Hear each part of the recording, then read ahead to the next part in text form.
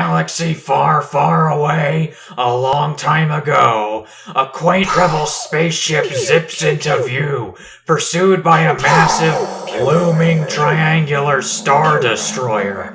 Right off the bat, the rebels are totally screwed. It would probably be easier for everyone if they all just offed themselves.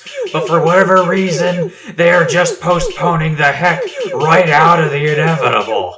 Within moments, their tiny little baby ship is fully encapsulated by the Imperial's magnetic tractor beam. Inside the rebel ship, a pair of droids stumble about amidst the chaos. "We're doomed!" cries the panicked golden robot. He would surely be pissing himself if his bionic chassis allowed him such human pleasures. He is C-3PO, and his miniature rotund companion is R2-D2. Looking straight up at God, C-3PO whispers, "Lord, if you're there, now's the time." In a more important part of the movie, rebel guards crowd around the only door on the ship that actually opens to the outside. Everyone looks around the corridor like a bunch of assholes, wondering how they managed to screw up this badly. The invaders light up the doorway like a Christmas goose, and the rebels just sit there staring at it like turkeys. In a matter of seconds, the rebels' meager defense is completely annihilated by the Imperial stormtroopers. These men instinctively know that they don't stand a chance, and willingly fling themselves directly into enemy blaster fire. No one will be bleeding out today, they all silently assure themselves.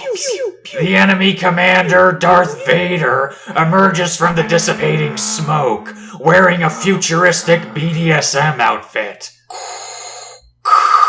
He breathes through his respirator like a walrus with asthma that is in the later stages of an untreatable cancer. Meanwhile, oblivious to their human masters being gunned down like dogs, the cowardly C-3PO and R2-D2 prepare to jettison themselves onto the nearest planet, using the ship's only escape pod.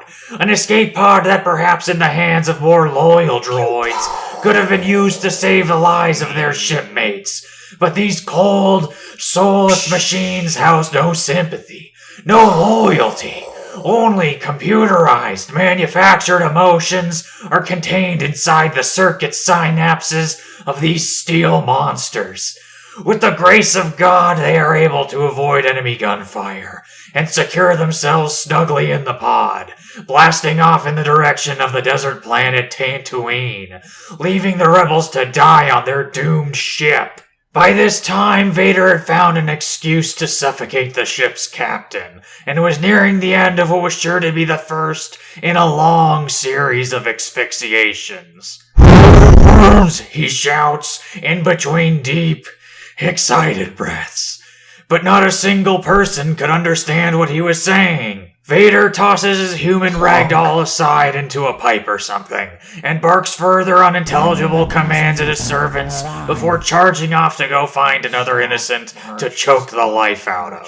But who does he find? None other than Princess Leia herself, a rebel under the guise of a diplomatic liaison to Alderaan. She posed a challenge to Vader, who was inexperienced in handling people that he could not prevent from breathing. Not only was Leia skilled in talking for long periods of time, she was also a shrill bitch. And what's more, her stupid hairstyle was totally throwing Vader off. Within seconds of her opening her mouth, Vader begrudgingly resigned himself to what he was sure was going to be a very long, unproductive day.